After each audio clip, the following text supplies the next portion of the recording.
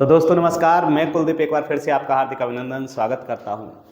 साथियों, वाकई बड़ी अफसोस की बात है, बड़ा गलत हुआ है कि जिस तैयारी के लिए आप पिछले 4-5 साल से जी जान से और इस उम्मीद के साथ कि आपकी वर्दी आपकी होगी मेहनत कर रहे थे, अगर उस पर कुछ असामाजिक तत्व आकर पानी फेर देते हैं तो ये बड़ी दुर्भाग्य की बात है।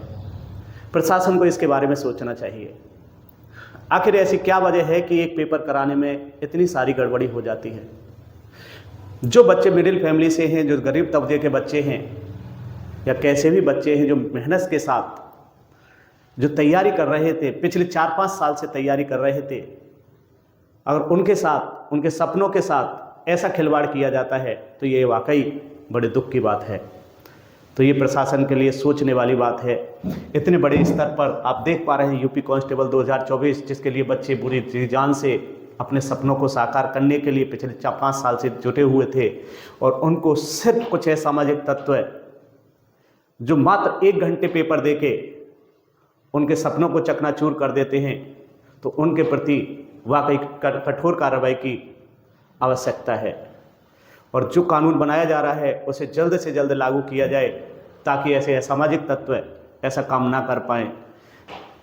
परीक्षा रद्द होगी कि नहीं, परीक्षा तो रद्द होगी, लेकिन किस किस शिफ्ट की होगी या पूरा पेपर रद्द होगा, इसके लिए जो निर्देश दिए हैं वो अभी आने बाकी हैं। जो जांच समिति के निर्देश हैं जो बैठाई गई है, उसके निर्णय आने के बाद ही पता चलेगा। एग्ज़ाम की तारीख क्या होगी, ये दोबारा एग्ज़ाम कब होगा, इसके लिए भी बहुत जल्दी आपको पता चल जाएगा क्योंकि निर्देश दिए जा चुके हैं।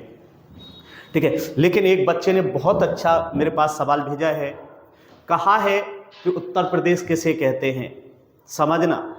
जवाब भी लिखा है, वह प्रदेश जहां परीक्षा से पहले उत्तर का पता चल जाए उसे उत्तर प्रदेश कहते हैं। तो वाकई बड़ी दुख की बात है। उत्तर प्रदेश एक बहुत बड़ा प्रदेश, जहां ऐसा हो जाता है तो ये वाकई बड़ी शर्मसार बात है। ऐसा उसने ऐसे ही नहीं कहा है, उसके पीछे उसका कुछ ठोस सबूत है। जो उस बच्चे जिसकी तैयारी कर रहे थे, तो ये देखो 2024 यूपी कांस्टेबल का जो पेपर हुआ है, इतने बड़े स्तर पर लीक हुआ है जिसे आप समझ भी नहीं पाएंगे। करीबन एक ही शिफ्ट में 10 से 12 लाख बच्चा बैठता है। अगर चारों शिफ्टों में थोड़ा थोड़ा पेपर लीक होता है तो भी अब जो पढ़ने वाले बच्चे हैं उनके पास कुछ भी नहीं रह जाएगा। तो उनके भविष्य के साथ, उनके सपने के साथ जो धोखा है, ये बड़े दुख की बात है। दूसरा है 2023 का जो एग्ज़ाम था ARO, ये भी 11 फरवरी को ही आयोजित की गई परीक्षा थी। ये भी बड़े लेवल पर लीक हुई है।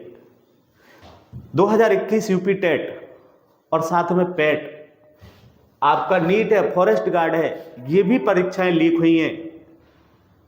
ये सब क्या है? आखिर बच्चा क्या करे? ऐसा क्या चीज़ है? NTPC एक कितनी बड़ी परीक्षा है जो ऑल इंडिया लेवल पे कराई जाती है, उसमें ऐसी कोई घटना हमें दिखाई नहीं देती है।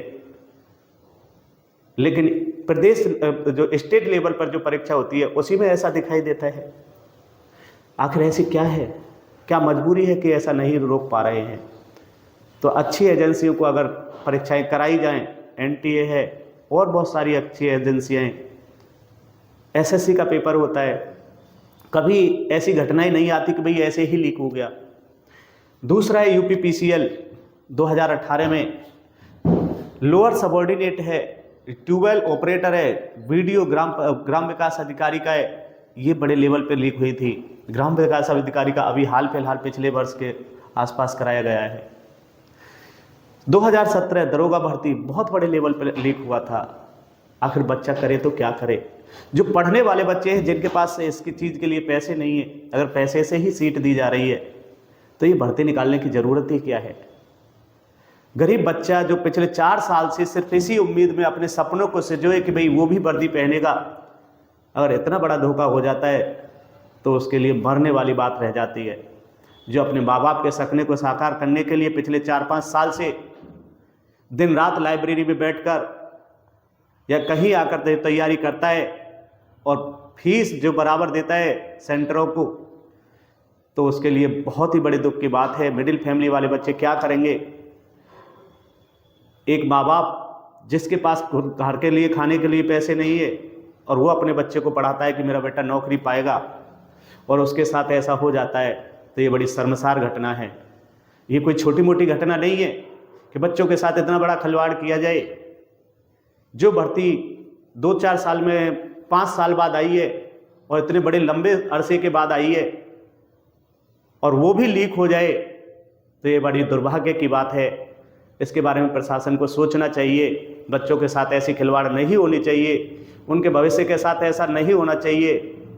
तो यही हमारी विनती है कि बच्चों के भविष्य के साथ ना खेलें और ऐसे असामाजिक तत्वों को जल्दी से जल्दी जो भी नियम है लागू किया जाए और अच्छी एजेंसियों से एग्ज़ाम कराया जाए।